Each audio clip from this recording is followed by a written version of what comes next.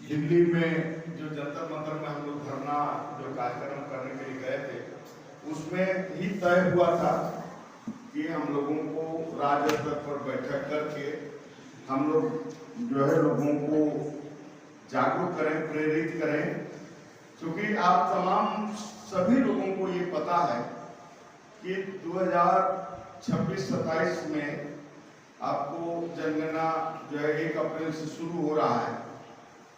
तो अभी तो आपका मकान का से लेकर बहुत सारी चीजें उसमें पूछा जाएगा, लेकिन जो फरवरी 2027 में जो जनगणना होना है आदमी का, व्यक्ति का, मानव जाति का, तो उसके लिए हम लोग विशेष रूप से जो है हम लोग तैयारी करें, क्योंकि आप तमाम लोगों को पता है कि जनसंख्या ही हमारा हिस्सेदारी का आधार है। चाहे लोकसभा का सीट हो, विधानसभा हो, जो राष्ट्रीय स्तर पर जो हमारा IAS हो, IPS हो या स्टेट स्तर पर हो, सब जगह उसी के आधार पर, चाहे ट्राइबल सब प्लान हो, इस तरह की बहुत सारी चीजें हैं जो जनसंख्या पर ही आधारित होता है। और जनगणना में हमारा धर्म कोलम नहीं होने के कारण जो है हमारा मानना है कि हम लोगों का सही जनगणना नहीं हो पा रहा है, जिससे हम लोगों को बहुत नुकसान हो रहा है। तो इसका मांग तो लगातार चल रहा है। हम लोग को लगता है कि हम लोग इसमें 2001 आसपास से पूरा जुड़े हैं लगातार। जो है झारखंड में आप जो है सरना के नाम से आप लोग जानते होंगे कि सबसे ज्यादा सरना जो लिखा गया है। तो हम लोग जब इसको लेके हम लोग आगे बढ़े कि भाई हम लोगों को धर्म को जो है अलग से दिया जाए, हम लोग 2015 में दिल्ली गए थे और हम लोग मांग किए थे कि हिंदू, मुसलमान, सिख, ईसाई, जैन, बौद्ध की तरह सरना को भी अलग धर्म कोलम का मान्यता दिया जाए। तब गृह मंत्रालय, भारत सरकार के तरफ से जो जनगणना महारजिस्ट्रार के यहाँ से जो पत्र आया कि भाई देश में करीब करीब जो है 2011 के जनगणना में करीब करीब 100 धर्म कोड अलग अलग मांगा जा रहा है, जिसमें सरना सबसे ज्यादा करीब 50 लाख करीब लिखा गया है। उसके बाद गोंड भाई लोग जो है छत्तीसगढ़ और मध्य प्रदेश में करीब 10 लाख लोग गोंडी धर्म लिखा है। बंगाल में 5 लाख लोग सारी धर्म, संथाल सारी धर्म लिखे हैं। फिर उधर नॉर्थ ईस्ट में सनमाई, दोनों पोलो।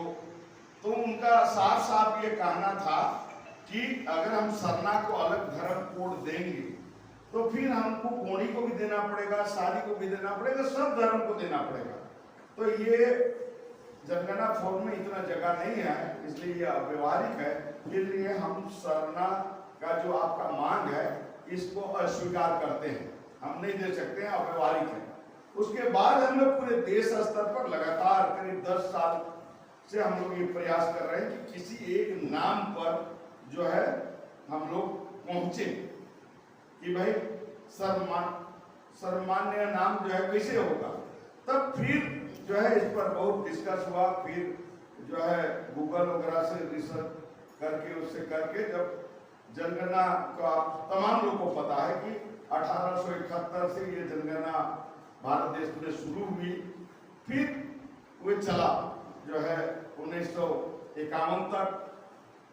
तो उसी में आया कि भाई 1931 में ट्राइबल रिलीजन आया था, आदिवासी धर्म आया था, उसी को रीस्टोर करने का मांग किया जाए। इस तरह का पूरे देश स्तर पर जो है तय हुआ और इसी पर जो है अपना कार्यक्रम चल रहा है। निश्चित है कि स्थानीय स्तर पर सरना वाले भी काम कर रहे हैं, सारी वाले भी, कुछ भाई लोग गोंडी वाले भी कर रहे हैं, उससे इनकार नहीं किया जा सकता।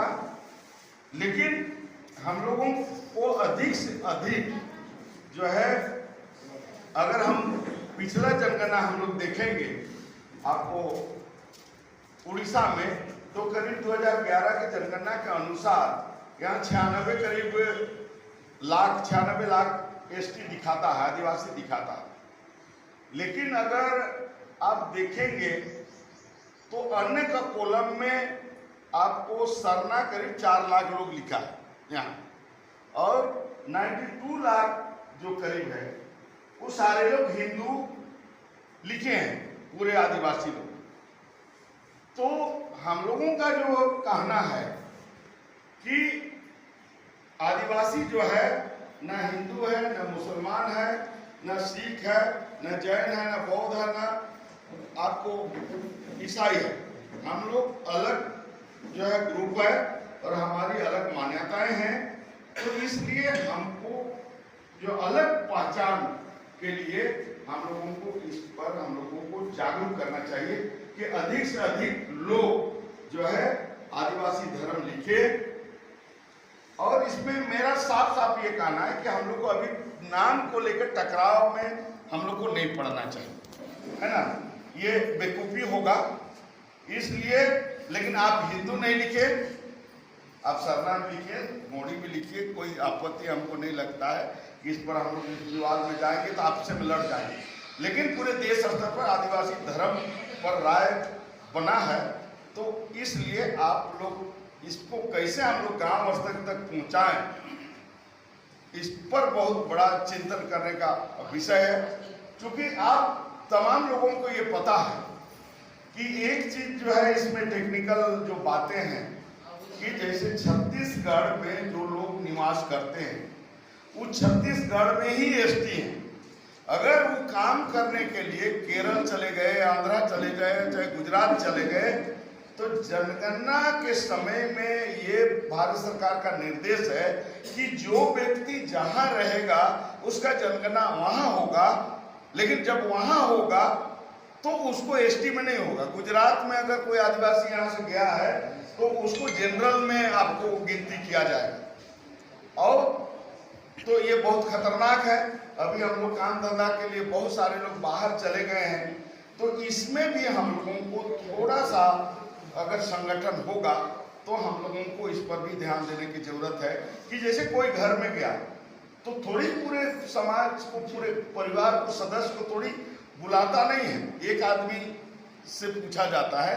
तो कृपया हम लोग ये नहीं बताएं कि मेरा आदमी जो है बाहर काम करने गया है, ये चीज बताने की जरूरत नहीं। अगर उसको बता दीजिएगा तो वो यहाँ गिनती नहीं करेगा। अगर वो नहीं है उस समय उस गांव में तो उसका गिनती यहाँ नहीं करेगा। अगर बता दीजिएगा कि वो गुजरात गया है तो फिर आपको नहीं करेगा। इसको भी समझ लीजिए। तो ये इससे बहुत नुकसान होगा, हमारा पॉपुलेशन जो है, हमारा जनगणना सही नहीं हो पाएगा और हमारा आरक्षण और तमाम चीज़ों में नुकसान होगा। तो इसको कैसे बेहतर ढंग से हम लोग अभी जो है नीचे स्तर तक हम लोग लोगों को ले जाएं और लोग जो है इस चीज़ को समझें कि। और इसमें दूसरी जो बात है आपको भाषा के बारे में कि जो लोग भी हैं, हम उरांव हैं तो हम उरांव भाषा लिखवाएं, गोंड लोग हैं तो अपना गोंडी भाषा लिखाएं, संथाल है तो जो जिसका भाषा, अब निश्चित रूप से आप भाषा लिखाएं। आप जानते हैं चाहे नहीं, आप भाषा बोलने जानते हैं चाहे नहीं, लेकिन भाषा जरूर लिखाएं अपना। ये और जाति, क्योंकि जाति इसलिए बोल रहे हैं क्योंकि बहुत हम लोग अभी देख रहे हैं, हम अभी छत्तीस आपको यूपी गए थे, उरांव लोग वहां गया है, वो लोग जाति में धांगर लिख दिया।